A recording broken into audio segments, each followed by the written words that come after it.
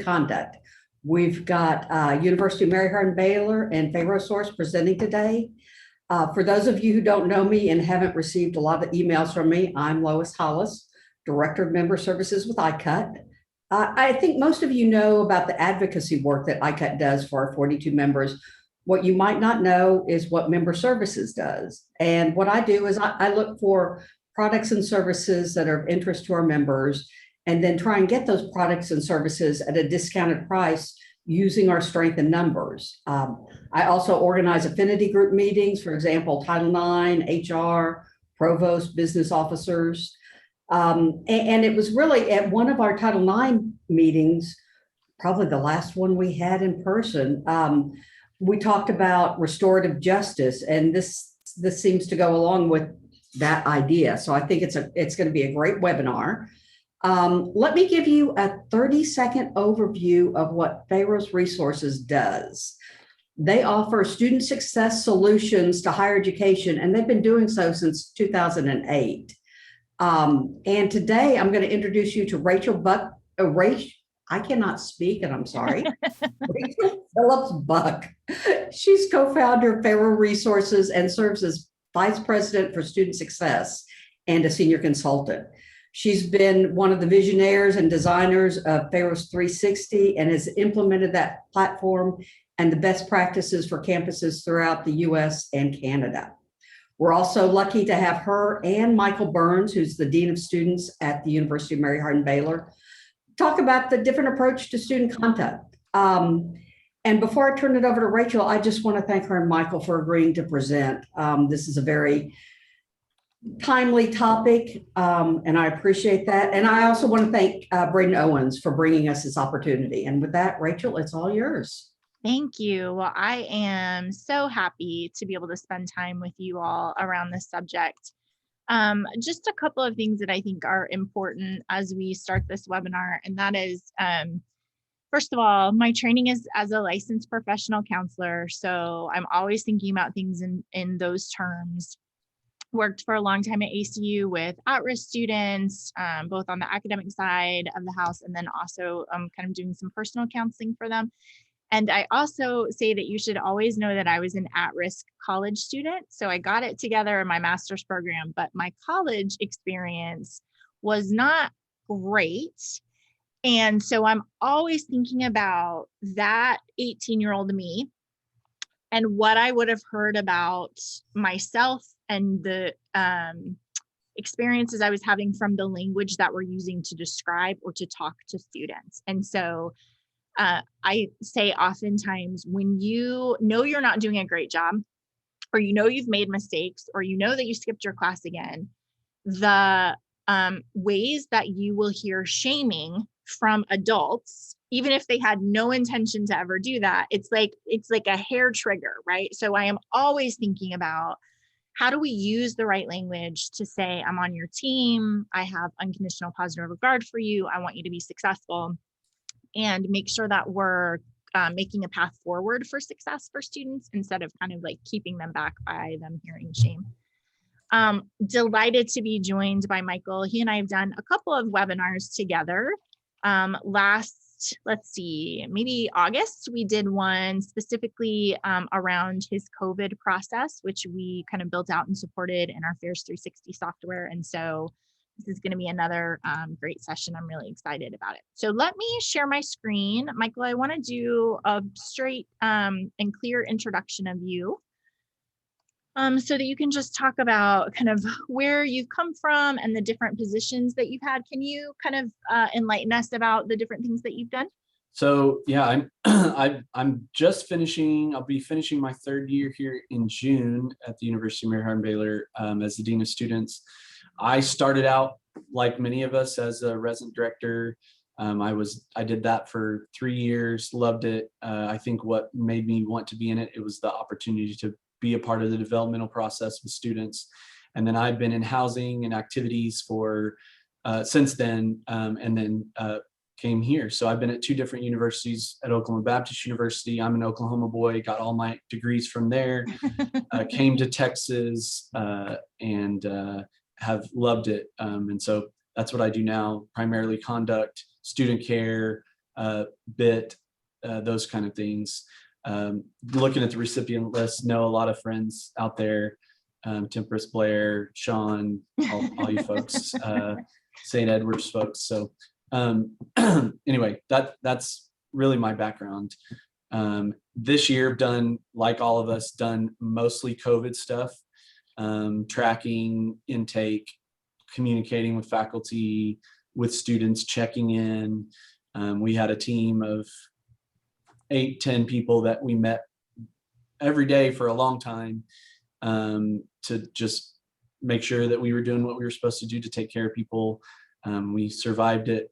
Last 6-7 weeks have been very low in cases, so that's been really good. Our county's been low too. So yeah. So Michael, remind me, you guys did send students home last spring, and then you had the summer, and then did you guys start fully in person in August, or what was the plan for the last? Yeah, so we did. We started some in person in May of last year, but mostly that was our masters, our grad health professions that really had, a lot of them had to be in person for whatever reason. And then we started fully in the fall, but we had a flexible design, which was too flexible, and we adjusted in the spring.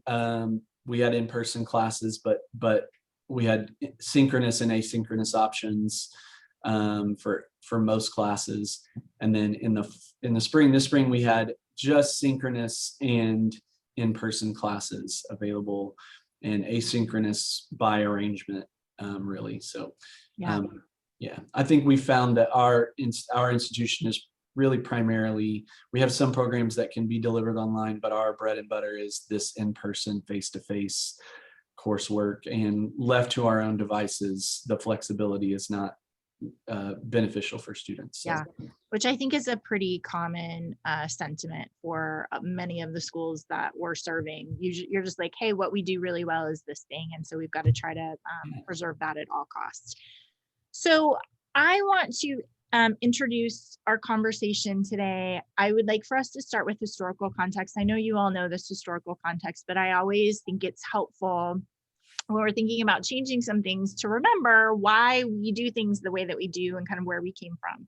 So I want to talk about some of the historical context of student conduct, and then we'll talk about this change in philosophy and kind of a transformation of restorative justice.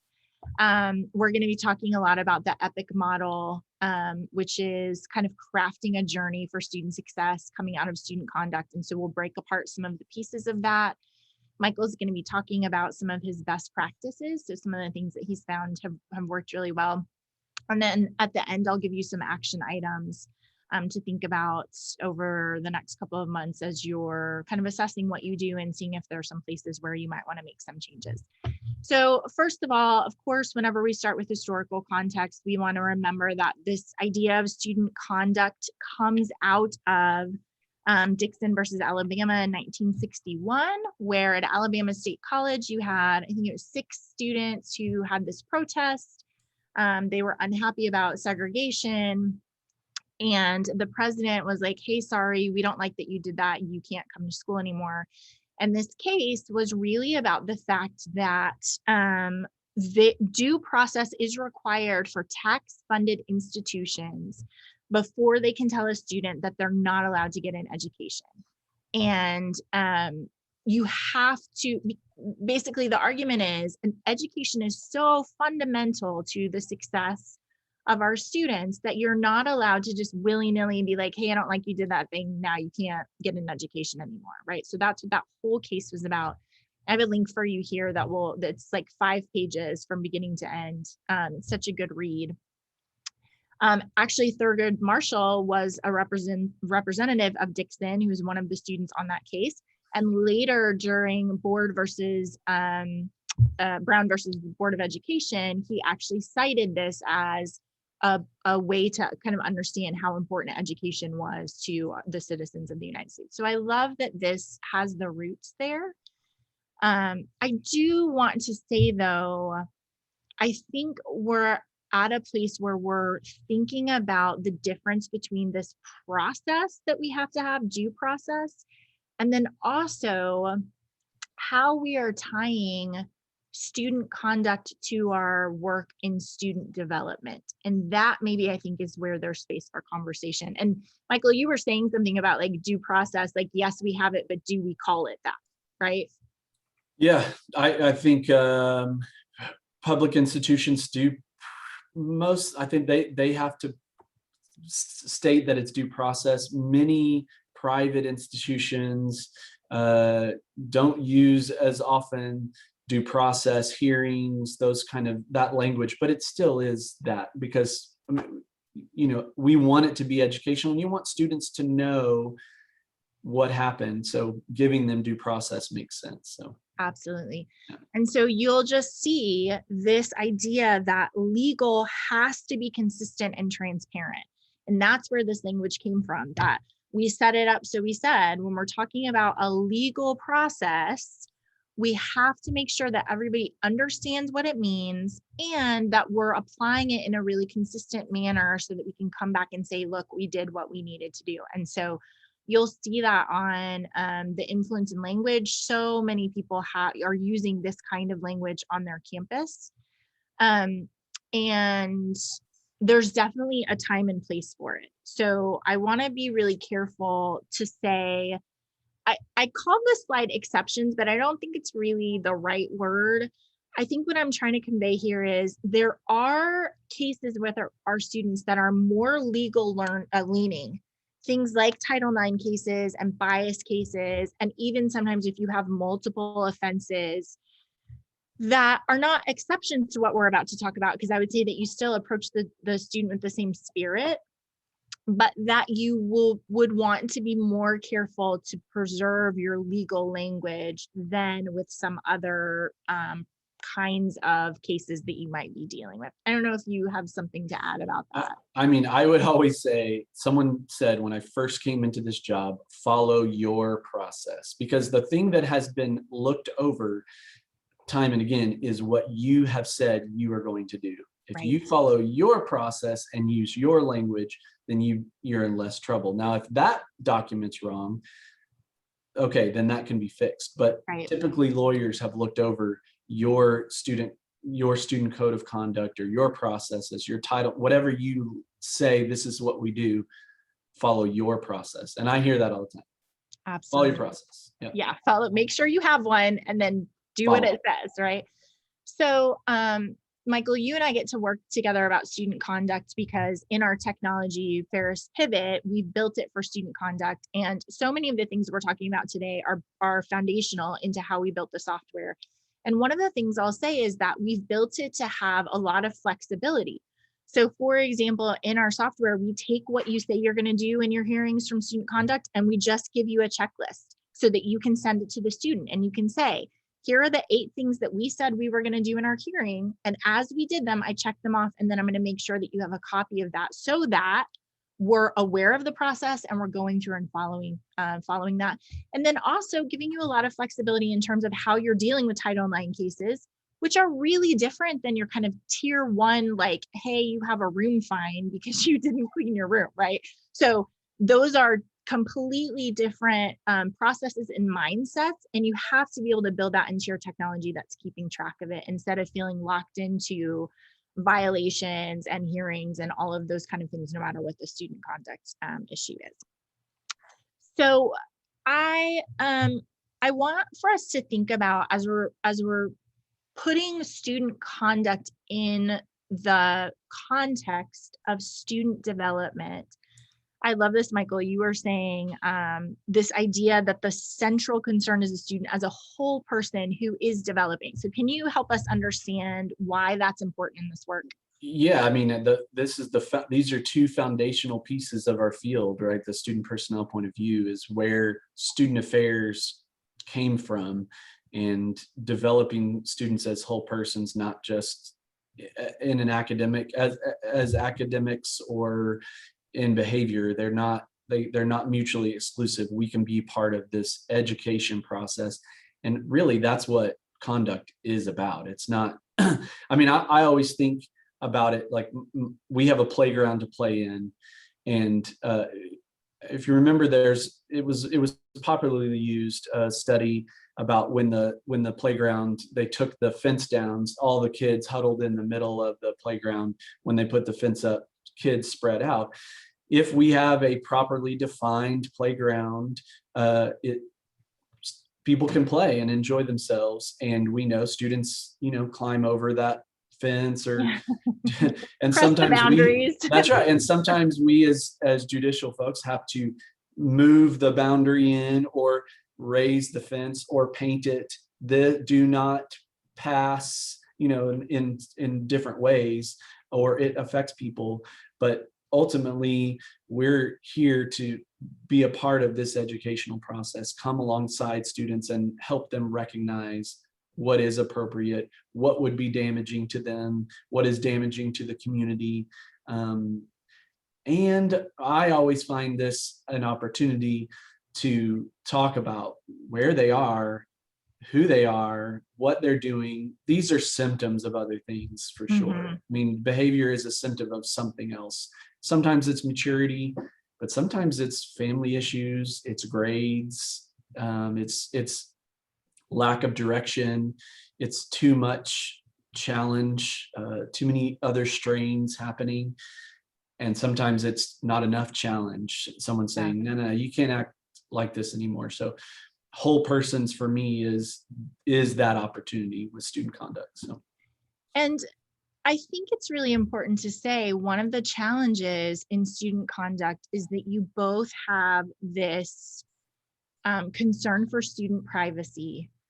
So we don't want everybody to know what you're in trouble for or what your corrections are. Or we want to be really protective of you. But oftentimes that can lead to a silo that then does not allow us the context or the holistic perspective to be able to see, oh my goodness, no wonder they're having conduct issues. They're failing all their classes, or they're not getting along with their roommate, or they have a $5,000 bill and they don't think they're going to be able to come back.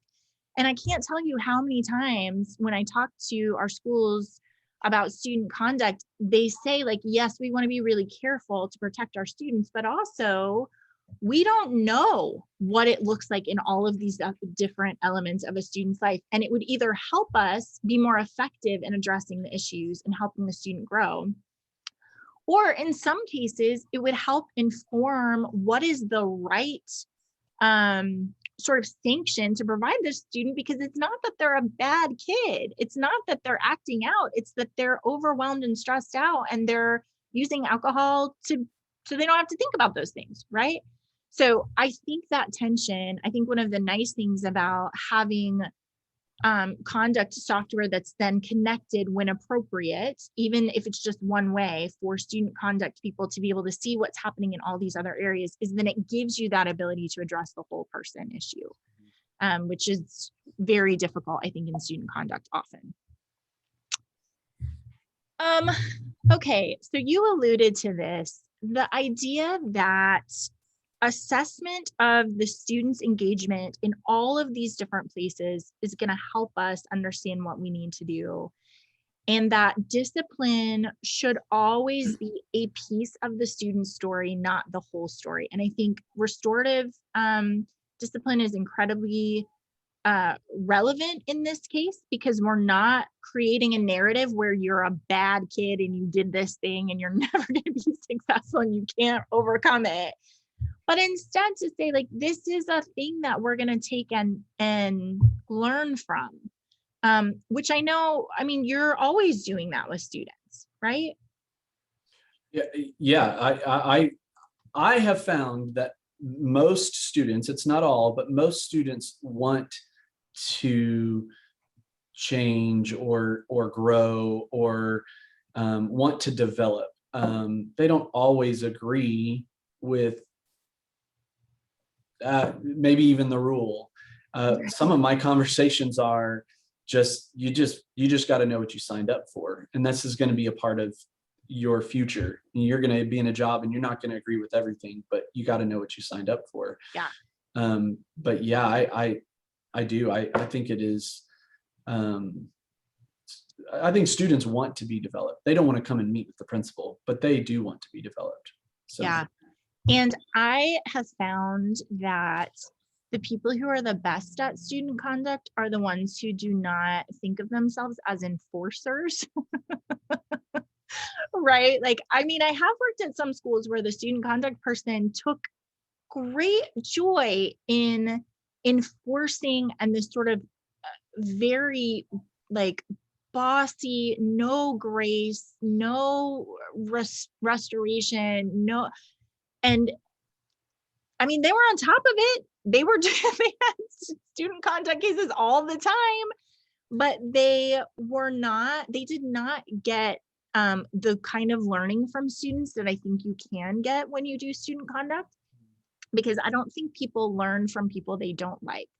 So Well, right?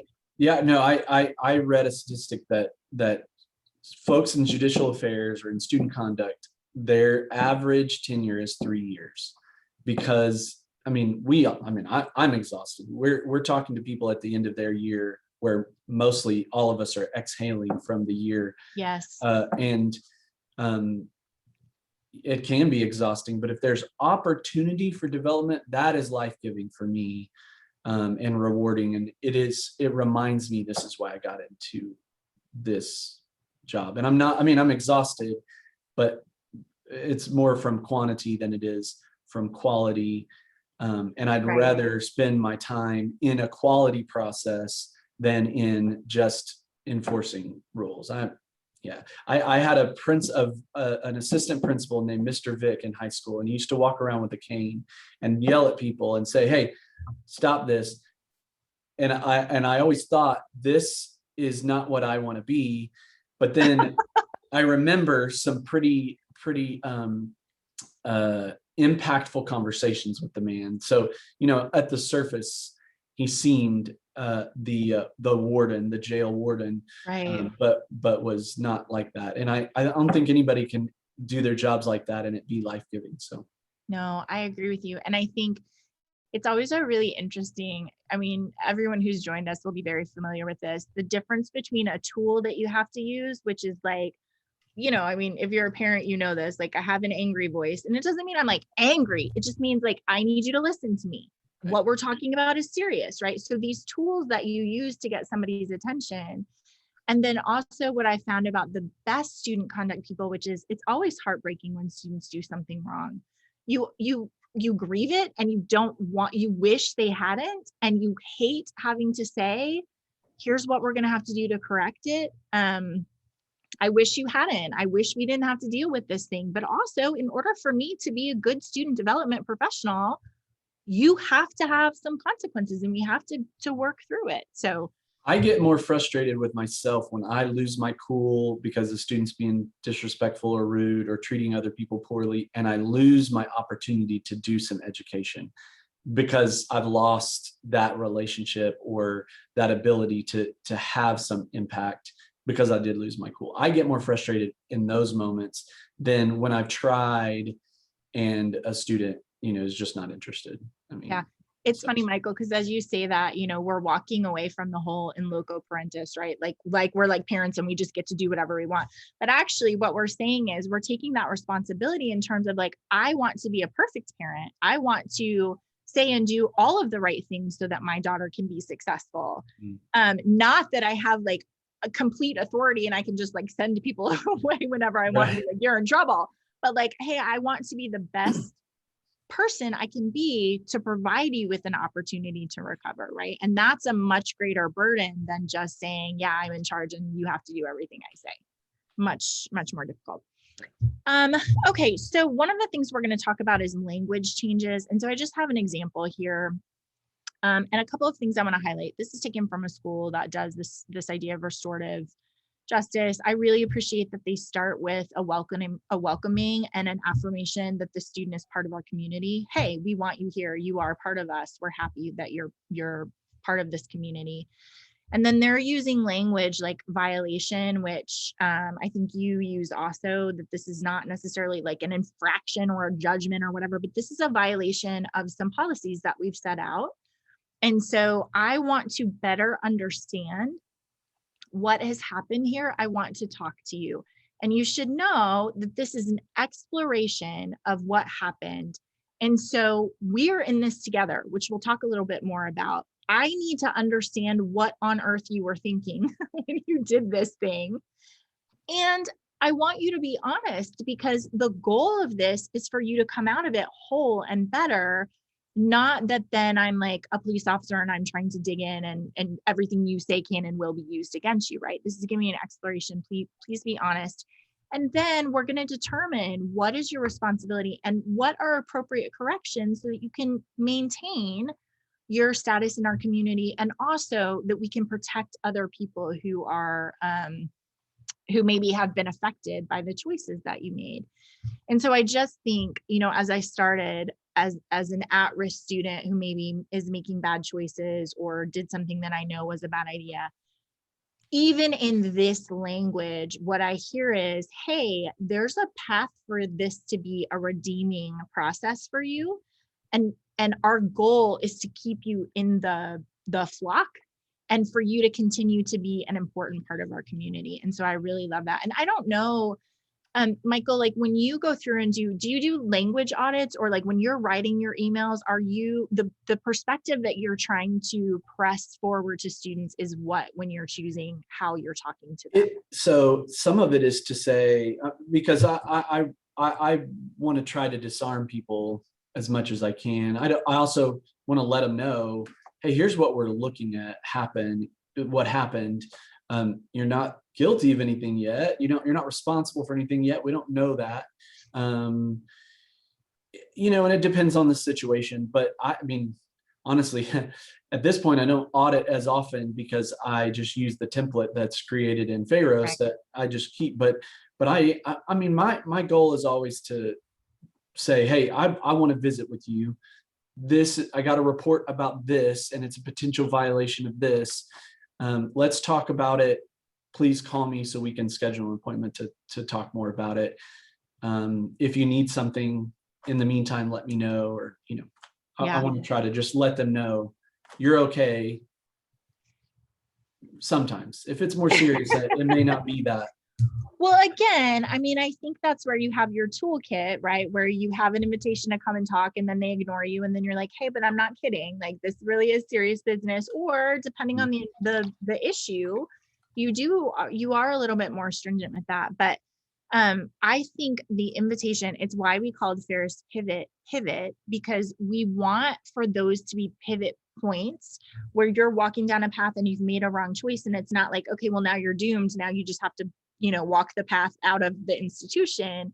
But actually, we're going to have a moment where we meet together and I say, I want to be on your team, and we're going to figure out now how to pivot and get you on the right place. So I would say, I think one of our action items at the end of our session together is just go through and be very careful about the language that you're using. Talk about that with your team and make sure that you have this underlying philosophy of, we want to give you a path back to success and not make it feel like this is going to be the end of the road. I think we talked about this just before the webinar, but I had a Title IX, a TICSA lawyer come.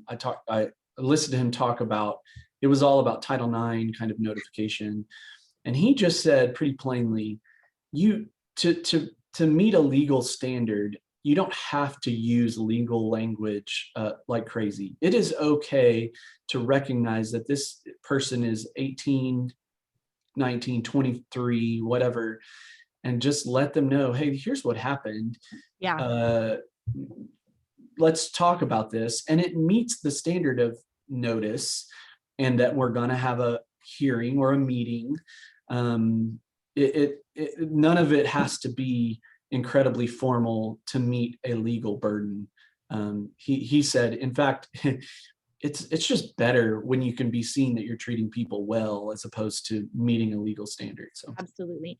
And I have seen schools negotiate that in a couple of different ways. I've seen them negotiate it by creating a letter like this that has what we need in terms of due process, but not call it that. I also have seen some schools, and I would be really curious, even for our listeners, to weigh in on this. If you want to chat or have questions, please, I didn't say that earlier, but please put those in.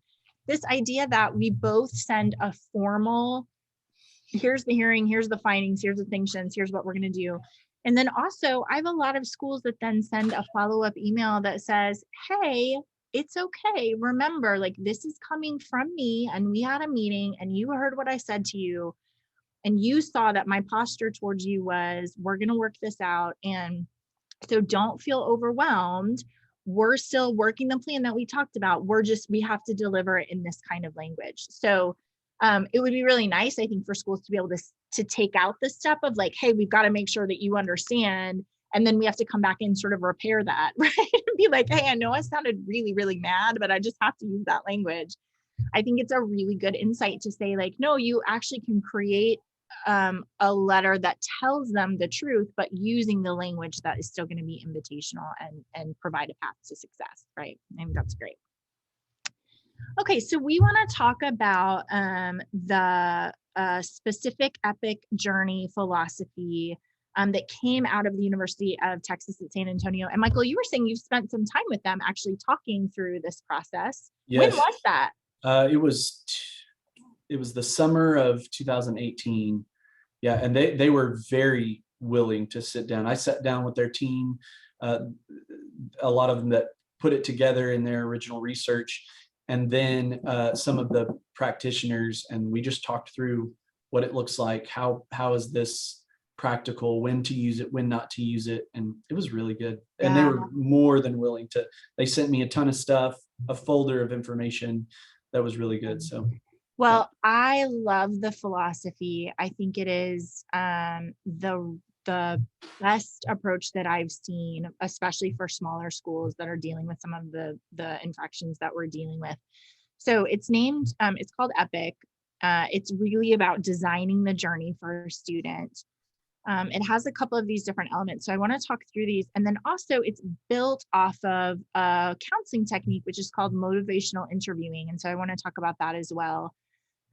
Because I think once you understand the spirit of motivational interviewing, EPIC becomes like just very, very clear in how you're doing it. So the idea around EPIC is that we are measuring and we are looking for students' mental health in these 4 different areas.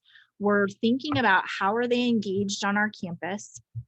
Are they having kind of a rich community life with us? Who are they engaged with? And also, how are they making sense of the fact that they are an important part of our community? So, we see this in academics. When I used to teach classes, I would say, I want everyone to show up for class, not just because I don't want you to be absent, but because when you're not there, we're missing your representation. We're missing your voice. When you are part of us, we're whole. And when you're not, we're missing what you bring to our class. And so making sure students are kind of internalizing, are you an important part of our community? And what is the significance, not just for you of having those connections, but also for other people and you showing up and bringing your perspective and your voice on that. So anything you want to add about engagement? No, I think so. Sometimes the fear of this is that creative sanctioning is willy-nilly, and you know what? Creative sanctioning can be. Epic is not. It's a measured approach and can fit legal standards, can fit consistency standards. It is not an investigative approach. It's not to determine responsibility. It is primarily sanctioning. What do we do? How do we move on from you're responsible, not responsible? Yeah. And where do we go from here? And so maybe that's helpful to say, even as we're diving into these specific pieces, because what the EPIC journey model says is that a sanction, so you have active sanctions, you have inactive sanctions. An inactive sanction is like, hey, we're going to put you on probation. Hey, we're going to suspend you for a semester. It's a thing that's applied to a student. And there's a long process to where we get to that. But an active sanction is looking to see where the symptom is coming from. It's that you're not engaged, or that you don't understand your emotions, or that you're making bad choices, or any one of these things. Where is it that we have to do some student development? And then an active sanction is something that we're asking a student to participate in order to shore up whatever we've determined is their lacking characteristic. So we'll talk more about that. But as you're thinking about this, think about a case that you're dealing with right now. And is the symptom of their violation or their misbehavior or whatever it is that coming because they're not engaged? They don't feel like they're an important part of the community. Is it coming because they have never learned how to manage their emotions? They don't know what their goals are. They don't have a lot of insight in terms of values or people in their lives telling them, I'm going to help you develop personally. You are an 18-year-old. You still have an adolescent brain, and we've got to help grow that piece, which is what this personal development is about. And I think so often student conduct pieces or violations are coming out of this personal development piece.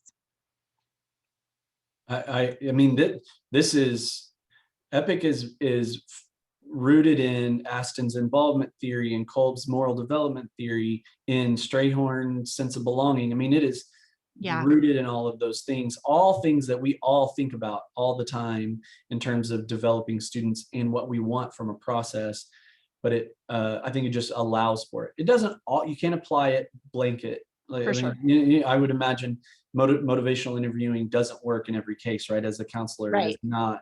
If someone is not willing, I don't know where you go except to apply those inactive sanctions or something, just say, here's the fence, reminder, here's the fence. But there are people that do want to be involved in this process. So. And I would say, I think if you approach it with we can understand what happened and we can partner together, absolutely. You're going to have some students who are like, I don't want to have anything to do with it. I hate you and I'm not, right? But I think for the most part, people act in context and they usually have a reason for why they're doing that. And so if we can make it our goal to figure out what that is and help you address that, I think most people are really connected to that.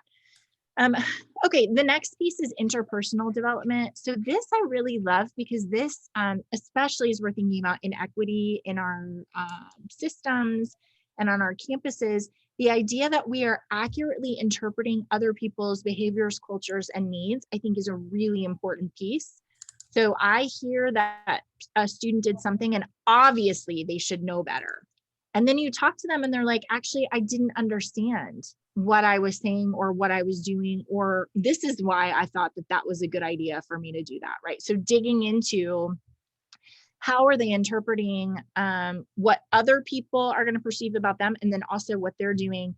And then the second one, which I think is so important, and I know in student conduct we have so many conversations about, yes, you have a personal choice. You are making choices. You do have freedom. We want you to be you, but also remember that you are part of our community and you have to be healthy and respectful, and you have to be developing good relationships because we're all living together, right? You don't get to just be like, I want to have freedom of choice and I'm going to do whatever I want.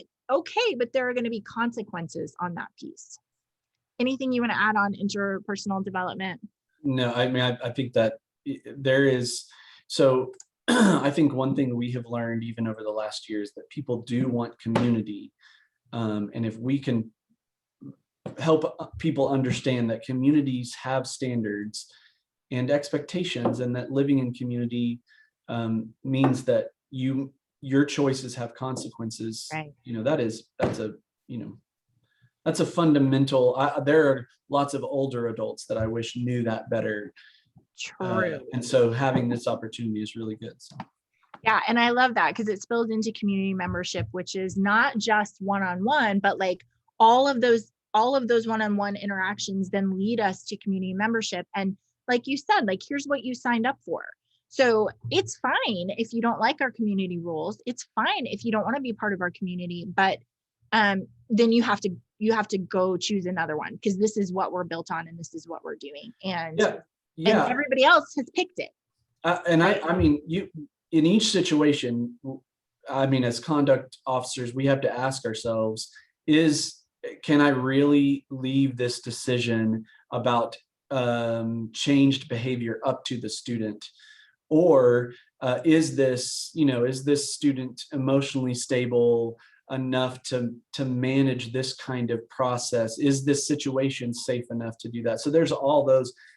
But the majority of our conduct cases aren't in that. Those are the outliers. Right. That's the ends of the bell curve, either too insignificant or too significant. This really applies to the majority of those conversations, which I think most students want all of this kind of development. Maybe they don't want to have it through the principal's office, right? Right. They don't want to live through it, but they do want to get there, right? Right. But yeah. Yeah. So again, I just would caution schools, if you are using, so what I see a lot of times is that if you have language built in either to your technology or to your documents or whatever, where you're talking about infractions and hearings and sanctions and probation and findings and all of that kind of stuff, if you have that kind of legal language built in, you have to do some mental work to translate from, like, I know this is what we're saying, it is an incident report, and then we're going to do this, and then we're going to do this, to then like, oh, but when they're in front of me, I want to be assessing for personal development or interpersonal development or those sorts of things. And so I just would say, I love language. I'm always very careful about language because I think it changes your brain depending on the kind of language that you use. And so being really disciplined about talking about student conduct in terms of, hey, I think this is a personal development thing, and here are the things that we're going to do to help you with that personal development, versus I use this legal language over here that makes it sound like you're in legal trouble, and then somehow we have to translate that into, but I'm on your side and it's for personal development, right? I think that that's really tricky. So it's one of the reasons why we built our software to have this kind of flexible language, so that you can call it whatever you want. It doesn't have to have the legalese built in that they're automatically getting, that then you have to kind of backtrack and say, okay, sorry, just so you know, I really am interested in what's going on with you. Okay, so the one more thing as we're thinking about EPIC and Journey, and then I want to talk about active sanctions, is this idea of motivational interviewing. I'm sure that you guys are really familiar with this. This is the book, Motivational Interviewing. If you haven't read it, it's thick, but it's really, really good. And it is about, sorry, that's hard to see. It is about the spirit of how we are using language and conversation to talk to students, to anybody, clients, about making sense of what's going on with them. So I just want to go over just a couple of pieces. The first one is acceptance. And so they really pull apart in acceptance the different elements that how we're going to portray to our students that we give them acceptance. These are the different pieces. So I value you and I'm delighted to talk to you is the spirit or the posture of this idea of acceptance. So I honor your potential as a human being. I always talk about unconditional positive regard. Listen, you are a beautiful human being that has the potential to do amazing things. And I feel honored to be able to sit across from you and listen to you and hear what's going on with you. You may be doing a lot of crazy business stuff, but you should know that I have unconditional positive regard for you, no matter what's happening with you. It's basically the opposite of shaming, right? Like you're bad because you did this bad thing. No, I have unconditional positive regard for you. Affirmation. Listen, you have strengths and you do great things. And like we said, this is a piece of your story. It is not all of you. There are really good things about you. And I want to affirm those things that I see. And I'm just thinking in student conduct, the ability to come back and affirm their engagement in the process. Hey, I know that this has been really hard, but you've been so respectful. You've been really, you've participated, you've cooperated, you've done what I asked you. That's really admirable. You're going to go really far with those attributes. I think it's really important. Autonomy, you are the boss of you, and I am not the boss of you. And I can lay out the consequences and I can tell you this is what we expect you to do, but you have absolute autonomy to say, I'm not doing it and I'm going to leave. You are the boss of you and I can't make you do anything that you don't want to. And then lastly, this idea that I'm going to listen to what you say and I'm going to try to figure out what are the feelings that caused you to do what you do. And accurate empathy is so amazing because I don't know, Michael, if you've ever had this experience. Twice in my life, I've had this experience where I was having, in fact, I was a student both times. I was having very strong feelings, but I didn't know what they were. And I had a faculty member say, Rachel, I think you feel ashamed and embarrassed, and that's why you're skipping class. And you should just come because we miss you being a part of class. And I burst into tears because I didn't know that's what was happening with me. I was just like, oh my gosh, you're right.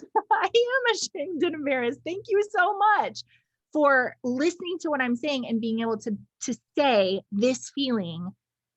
You taught me something about myself, and I'm going to do better from now on because I'm going to know what that is. So that idea of I want to understand what feelings are causing me to do is a really important part of acceptance. Any of these that you want to address specifically?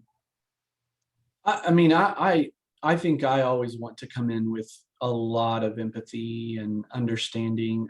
This is hard. Even things like confirming personal strength. I mean, I see strengths in people, but it is not always in thank you for participating so well, because they're, you know, it's disarming is a big part of having the ability to have a developmental process. Like, I'm in your corner. I know that you see me as this, but I really want you to do well. What do you want from this life? What do you want from this university? What do you want from your experience? I want to help you get there. Sometimes it's hard. So some of those things are, it's not this process takes some more investment, but I mean, who's in it to not invest? I mean, that's what I want from it. And I don't want to be in a job that I'm not doing something like that. So. Well, and I appreciate what you're saying, because, you know, in counseling, we talk about self of the therapist. And that is, I would like for this self who is giving you therapy to be a perfect vessel, so that the only things we're dealing with are the things that you're bringing and not the ways that I am broken, because I'm a person and I'm a person, right? And so it is a lot of work to be like, oof, when they say that, like, I just lose my acceptance of them. Yeah, I have to check myself. I do have to check and if you can't tell, I wear my emotions on my sleeves, and I have to check myself at the door often, because I mean, the value of people, that should never be, that should never not exist. Even when people do really bad things, I feel like in this work, the ultimate asset you have is to value the people that come into your office. And if you can do that, I think it takes you a long way in helping them develop. So yes, I totally agree. Okay, so the next piece of motivational interviewing is that this is collaborative, which I think is really important. I see a move to this so much in student conduct, where we're not confronting, we're collaborating together. This is for you and this is with you. So exactly as you said, like, I'm in your corner, we're doing this thing together, and we're doing it because we both want the same thing, which is for you to be the best you that you can be. We want you to be successful. We talk about expert, where, like, I'm an expert in some student development things. I'm an expert in student conduct. I have some ideas of things that might be helpful to you as you're trying to develop. But the truth is, you're an expert in you. So you can tell me, like, hey, Rachel, I'm a procrastinator and I'm not going to get that done. I promise you, if I have too much time, I'm not going to get it done. So a shorter timeline for me is better. Great. That's information that I need as we're trying to think about what we should do for your sanctions, right? So you're an expert in you. I have some expertise in this process. Let's do this together. I want to talk to you, but I also want to listen to what you have to say. And we're going to work at it together so that we have the best possible outcome for your sanctions. And I think that this sometimes is a hard thing to convey to students when you're in the middle of the process, because you do have some positional power. You can say, like, no, actually, you're going to do this, or you have to leave. So the helping them understand, I really want this to be for you and I want to do it with you, I think can be a hardship sometimes in student conduct. Yeah, the power lies in I have the ability to uphold our side of the contract and make you uphold your side of the contract, or we will be parting ways. Yeah. I do not have the ability to make you change, but I want to help you go through this process, and I'd love to be a partner with you in doing it if you're willing. Yeah. And again, it's part of the disarming, I think. So yeah, that's great. I think, again, it's like being a parent, right? Where you're like, we could do this the easy way, or we could do this the hard way. Right. I prefer that we do it the easy way, but if not, okay. Okay, the next element I want to talk about is compassion. So we've talked a lot about this. I think it's about empathy. I think it's about not shaming them. I think it's about saying, I want you to be in a good place. I want to understand why this happened. You said really early, like oftentimes this is a symptom. So help me understand why you made these choices and what was going on for you. I do want to understand you. I do want to respect your experience. It doesn't mean I have to agree with it. It doesn't mean I have to think it was a good idea, but I am willing to say I can understand how somebody in your position would make the choices that you did. Let's work now so that you don't make those choices in the future. Or let's work now so that we can change the environment you're in so that you're not faced with that decision in the future. And that's how we're going to craft our sanctions, to try to create a place where you're not tempted to make bad decisions about what's going on. I think this is really complex because I don't think it's that hard to show compassion. I think it is hard to convey compassion where people understand it. Our identities are so complex. And I know, I sit in all of the dominant identity groups, white, male, educated, married, cisgender, all these things. Yeah. And I cannot understand where every student comes from. Yeah. A Black female student come into my office, I don't know what it's like to feel like I'm in double jeopardy all the time. Right. But I can convey the best that I can in a non-judgmental, compassionate way. But it's just complex. And I think being aware of some of that complexity is helpful too. So yeah. Yeah. And I like this language of I want to, because I think that goes along. I want to understand you. I respect your experience and I want to understand it. Please help me understand. I say that all the time. Please help me understand why you did this. Please help me understand how that made sense to you. I really want to have a clearer picture of what's going on. Okay, the last piece on motivational interviewing is evocation. And this is just the idea that we're drawing students out rather than imposing. I think we've talked about this already. You and I have you have what you need, and together we're going to find it. So this is not like, and I'm here to save the day. And if you do everything I say, then everything's going to be great. No, this is, you are a strong and powerful person, and you have a lot of resiliency and grit and strength inside of you. And so I want for us to have space, and I want you to tell me about your experience. We want to draw that out of you. Like, what are you good at? And tell me about times that you succeeded, and tell me about times that you overcame a challenge, or tell me about a time when you had a barrier in front of you and you thought, I'll never be able to recover from this, and then how you recovered from that. This is about, I'm always talking about who's the hero in the story. And this is about, hey, you're the hero in the story. I get to be a guide. Like, I get to walk alongside of you and be like, hey, be careful. That might be a mistake, right? I'm not sure if you want to take that turn, but you are the star of the show. And there's a lot of things about you that you're going to accomplish and you're going to do a great job. And so we just want to create space for you to be your best self in that place, instead of feeling like somehow I get to take credit for whatever hard thing that you've done, which I think students really appreciate. I don't know that they get that very often, Yeah, no, I think they in the worlds they live in fight a lot of, I'm not the hero. Every other image is better than me kind of thing. Yeah, for sure. So the goals then of this idea of the journey model are that you help students be aware of themselves, that you're looking at your different support networks. You have so many people who can be mentors. You have so many support services in your community, on your campus, that you're taking hold of those things.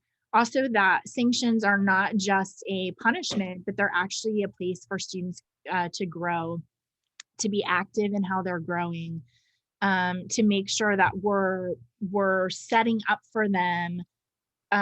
Hey, when you make these choices, you're unsuccessful. And when you make these choices, you're successful. So let's set up more opportunities for you to make the right choices and increase your success instead of the other way around. And then also, as you said, like, hey, I'm in your corner. I think you can do it. I think you're going to do a great job. And this experience at college is going to be what you make of it. You are the one who's going to decide kind of how you fit in there. So with all of these goals in mind, we talk about sanctions. And Michael, we've talked about this briefly, but can you give us some better understanding of this idea of active sanctions? I mean, I think that most of us in conduct understand these active sanctions. They're these educational experiences, reflective experiences, resource experiences that help people move and connect them in either with the university community, achieve some of the goals they want. The inactive is the fence, in my opinion. It's the reminder of where you are on the playground, and this is what is okay and what is not okay. Some of the active sanctions could be about restoring relationships, and yet that you have to be careful because you don't want to involve too many people if they don't need to be. But students have, in my experience, students have been very good at coming up with experiences that might help them. Sometimes it is just counseling, and it can seem like counseling is an inactive sanction, but if it's something that they have wanted and just never been brave enough to do, or something that the push from a sanction perspective is helpful. So anyway. Yeah. Well, I have to tell you, Matt and I worked at a school in Alaska, and it's mostly Alaska natives, and we helped them with their student conduct and active sanctions, and they do a talking circle for their students, and it's based on all of this motivational interviewing. So the student says, like, here are the people I want, here's my community, here's who's connected to me. And then every week they have this talking circle where they have the talking stick and they all sit together and the student says, here's what's going on. And then they all affirm them and say, we have confidence in you. I mean, it just was such a great example of a creative active sanction where the student is able to have all of these things that we're talking about from the most important people to them. It is like a student care team, right, for this one student, where our goal is just to listen and then to say, hey, we have a lot of confidence in you. You're really important to us. So UTSA, when I spoke with them, they one of their examples of an active sanction was a video. I don't remember exactly what happened in the incident, but these 3 students did something, and they asked, could we put together kind of a video project of just reflection of our experience? And they did, and she said it was incredible. And in terms of assessment, that it provided some great assessment data, but it was a really cool reflective project for them. I love that, because they actually have like a recommendation, like, hey, I have a creative active sanction that I think could be helpful to students. So they actually are soliciting from their entire community. If you think of something that you think would be helpful to have in the catalog of active sanctions, please tell us. And then, asking students, well, what do you think would be helpful to you to grow your engagement or your personal development or whatever. So I think it's a really powerful way to get students buy-in. And then, as you said, like, you create resources that help you understand better that journey for students as they're moving through. So I would say, for our listeners, I would encourage you to do a language audit, to just think about how you're using language. Brainstorm on your team about active sanctions. How can we apply those that are going to help address those epic different components? Also, this book, Motivational Interviewing, I think will be really, really helpful. If you don't have software to support this kind of process, I'm happy to talk to you about that. If you want to hear some of Michael's best practices in terms of what he's learned, beyond what we are already doing, I know, Michael, you would love to spend time with anybody talking about those things, because it is a place where the more we discuss what we found works and doesn't work, the better we are, the more experience we have. And then also, obviously, if you have any questions for me, I'm happy to spend time with you. But I think what we've been talking about around our office a lot is that so many things were fractured before in terms of systems and students' experiences and how we were doing things. And over the last year and a half, they've become more broken. Not everything, But it's a really good time for us to stop and assess what we've been doing and weave into it some of these other practices that are going to set us up for success in the future when it comes to tying student conduct into student development and really assessing the student as a whole. So very grateful to spend time with you. Thank you for your expertise. And we will definitely send out a video of this that you guys can share with your colleagues. And if you have any questions, please let us know. Otherwise, happy Wednesday. We'll talk to you later. Thank you, Rachel. Bye. Thanks, Lois.